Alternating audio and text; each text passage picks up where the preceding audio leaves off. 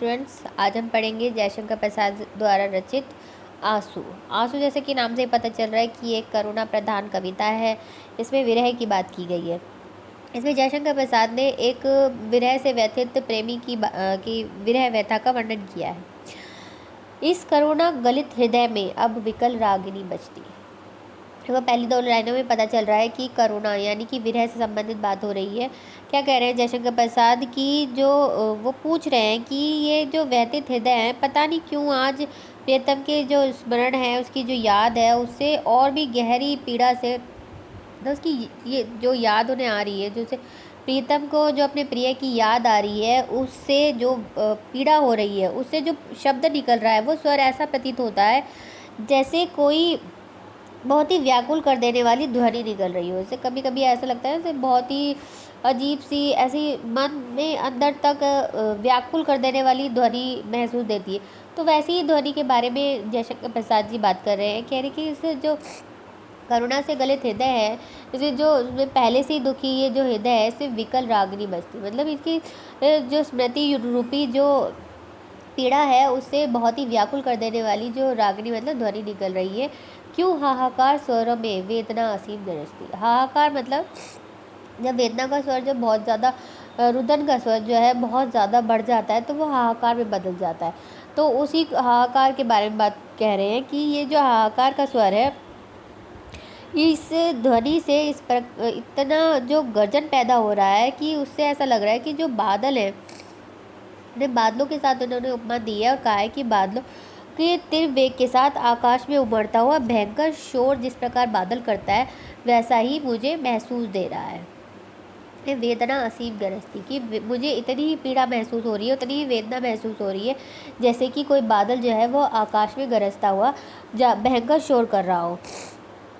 Next है, मानस सागर के तट पर क्यों लोल लहर की गाती। कहते हैं कि मन रूपी जो सागर है, उसके तो तट पे ये स्मृति रूपी जो घात लहरें हैं, उस वो एक तरह चोट कर रही है।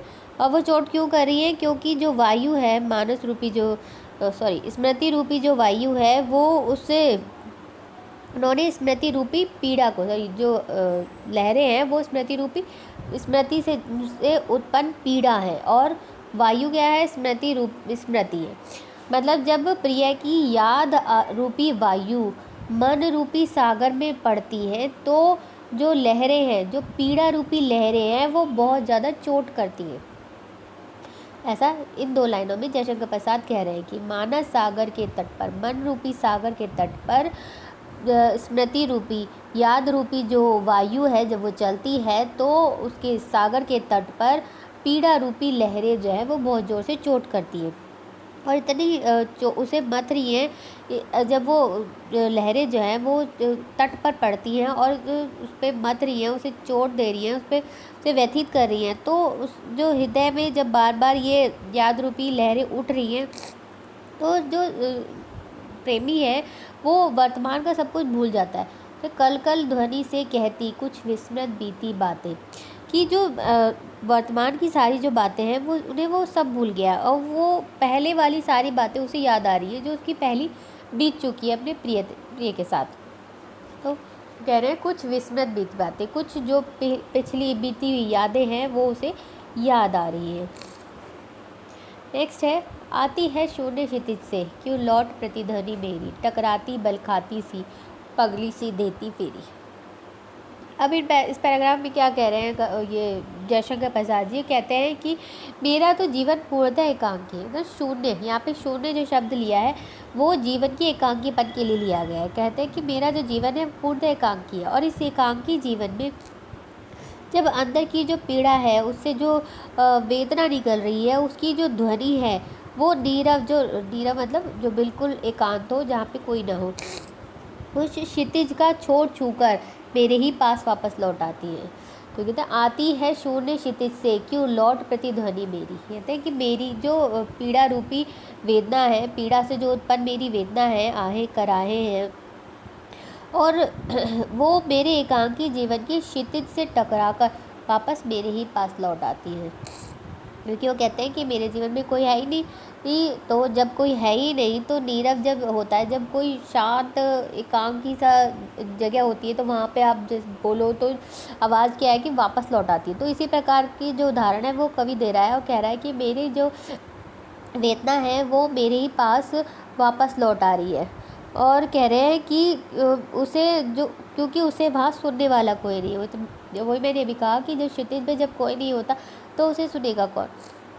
तो इसी बात को जयशंकर प्रसाद कह रहे हैं कि मेरा जीवन एकांकी है और इसीलिए मेरी जो वेदना है उसे सुनने वाला कोई नहीं है, इसीलिए जो वेदना है वो क्षितिज का छोर छूकर मेरे पास वापस लौट आती है।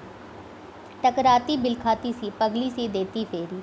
ये कहते हैं कि मेरा निष्ठुर जो प्रियतम है भला उसको क्यों सुनने लगा। भाई अगर वो सुन नहीं सकता होता तो फिर वो जाता ही क्यों छोड़ के, और जाता तो अगर सुन लेता तो वापस भी आ सकता था। खैर वो तो अलग चीज़ है। ये से पढ़ते हैं मैम। टकराती बिलखाती सी पगली सी देती फेरी। कहते हैं कि मेरा जो प्रियतम है उसे क्यों सुनने लगा। यह मेरी व्यथा की ध्वनि क्षितिज से टकराती हुई, जब इसने कहा ना कि इन्होंने बोला कि क्षितिज से टकराकर वापस लौट आती है, तो क्षितिज की बात कर रहे हैं कि क्षितिज से जब टकराती है तो वही तड़पती बल खाती बिलखती पागली के समान भटक रही है। अपनी ही वेदना के बारे में बात कर रहे हैं कि पहले तो वो क्षितिज से टकराकर वापस लौट आती है और जब क्षितिज पर टकरा रही है तो उस वक्त वो वहीं पे तड़पती बल खाती बिलखती पगली के समान वो फिर रही है, और कभी वह मेरे चारों ओर घूमती तो कभी वायुमंडल के चक्कर काट के कहीं खो जाती। तो इस तरह से वो यहाँ पे कवि जो है वो जो प्रियतम है उसकी वेदना का वर्णन कर रहे हैं। नेक्स्ट है, क्यों व्यथित व्योम गंगा सी छिटकाकर दोनों छोरे चेतना तरंगिनी मेरी लेती है मृदुल हिरोरे। आगे कह रहे हैं कि वियोग में गहरी व्यथा ने वियोगी को बेहोशी की सी स्थिति में ला दिया है। क्यों व्यथित व्योम गंगा सी, और बेहोशी किसी स्थिति में ला दिया है तो वो जो उसकी जो चेतना है वो हिलोरे ले रही है, मतलब कभी आती है कभी फिर चली जाती है, फिर आती है फिर चली जाती है, मतलब आधी बेहोशी सी है। ये बेहोशी है भी और नहीं, जो होते हैं ना कि अपना होश नहीं होता, तो आधी बेहोशी से में उसे ला दिया। वो इस स्थिति में कहता है कि जिस प्रकार आकाश गंगा के दोनों तटों पर तारागण छिद्र रहते हैं। आकाश गंगा वही जो आकाश में होती है, इसके दोनों तटों पे जैसे जो चारों तरफ उसमें तारे तारे होते हैं, लेकिन फिर भी वो कह रहे हैं कि जिस तरीके से व्यथित व्योम गंगा सी छिटका कर दोनों छोरे कि जो जिस तरह से आकाश गंगा के दोनों तटों पर तारे छिटके होते हैं, उसी प्रकार मेरी चेतना रूपी जो आकाश गंगा है उसके चारों ओर मुझे बेसुध कर देने वाली स्मृतियाँ छितराई रहती हैं। क्या कह रहा है कवि यहाँ पे कि मेरे मन रूपी जो मेरी चेतना रूपी जो व्योम गंगा है आकाश गंगा है उसमें ये मुझे बेसुध कर देने वाली स्मृतियाँ, किसकी स्मृतियाँ, प्रियतम की स्मृतियाँ। प्रियतम की जो स्मृतियाँ हैं वो छिटकी हुई है, चारों तरफ बिखरी हुई है। और यहाँ चेतना पर नदी का आरोप है। यहाँ पे इन्होंने चेतना और नदी दोनों को एक समान माना है, मतलब देखो अभी आगे आगे समझ में आएगा। कहता है कि विरह जने पीड़ा के कारण न जाने क्यों मेरी चेतना रूपी नदी बेचैन आकाश गंगा के समान अपने दोनों छोर छिटकाकर हिलोरे ले रही है।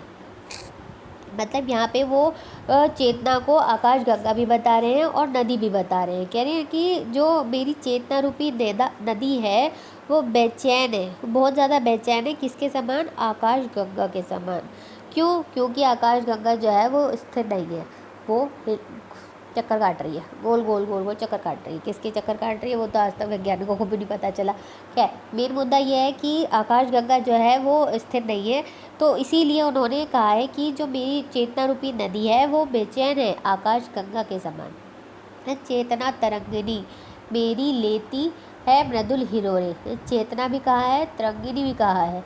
तो तरंगिनी किसे कहते हैं, नदी को कहते हैं। तो यहाँ पे क्या कह रहे हैं, चेतना रूपी जो नदी है वो आकाश गंगा के समान अपने दोनों छोर छिटका कर, दोनों छोर मतलब जो अभी मैंने बोला ना कि इसके दोनों छोरों पर तारे छिटके हुए हैं। तारे किसे कहा है इन्होंने, स्मृतियों को। तो स्मृतियों रूपी जो तारे हैं वो छिटके हुए हैं, और इसीलिए जो वो चेतना रूपी जो नदी है वो उन दोनों छोरों को यानी कि स्मृतियों रूपी छोरों को छिटका कर हिलोरे ले रही है। हिलोरे इसलिए ले रही है क्योंकि जो स्मृतियाँ हैं उसने कवि को की जो चेतना है उसे अर्ध विक्षिप्त कर दिया है, कभी चेतना आती है और कभी चली जाती है, तो इसलिए चेतना को क्या कहा है, हिलोरे ले रही है।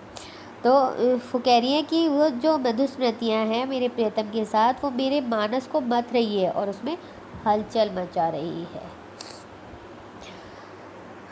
नेक्स्ट है, बस गई एक बस्ती है स्मृतियों की इसी हृदय में, नक्षत्र लोक फैला है जैसे इस नील निलय में। क्या कह रहे हैं आगे, कवि कहता है कि मेरे शून्य हृदय में स्मृतियों का एक नगर सा बस गया है। बस गई एक बस्ती है, कहते हैं कवि कि मेरे हृदय में, मेरे शून्य हृदय में, शून्य किस लिए कहा है, क्योंकि अभी एक जो कवि है उसने कहा कि मेरा जो जीवन है वो एकांकी है, इसलिए वो कह रहे हैं कि मेरे जो शून्य हृदय में स्मृतियों का एक नगर बस गया है, कि खाली स्मृतियाँ ही रह गई हैं मेरी ज़िंदगी में और कोई नहीं है।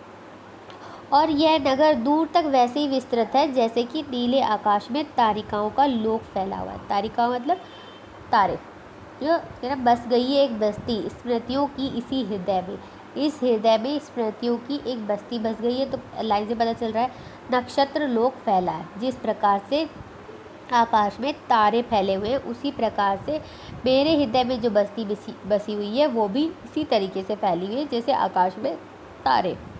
तो जिस प्रकार आकाशीय तारिकाओं की गणना संभव नहीं है, उसी प्रकार मेरी स्मृतियाँ भी गिनी नहीं जा सकती। तारों का इन्होंने उदाहरण इसलिए दिया है क्योंकि ये कह रहे हैं कि जो स्मृतियाँ हैं वो अनगिनत हैं, उन्हें गिना नहीं जा सकता। जिस प्रकार से आकाश में तारे हैं उसी प्रकार से मेरे हृदय में स्मृतियाँ हैं।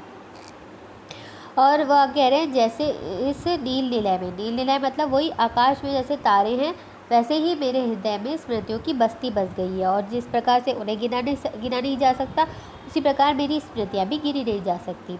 और प्रत्येक प्रेमी को संयोग के क्षण याद आते हैं, उन क्षणों की स्मृतियों को प्रेमी जो है अपने अंदर में सजो कर रखता है और वे उसके मन रूपी संसार में सुरक्षित रहती है। ये कारण है कि विरही के मन में असंख्य स्मृतियाँ सुरक्षित है, वह उन्हें किसी भी प्रकार विस्मृत नहीं कर सकता, क्योंकि प्रिय के अभाव में उसके एकांकीपन की वे ही तो धरोहर हैं।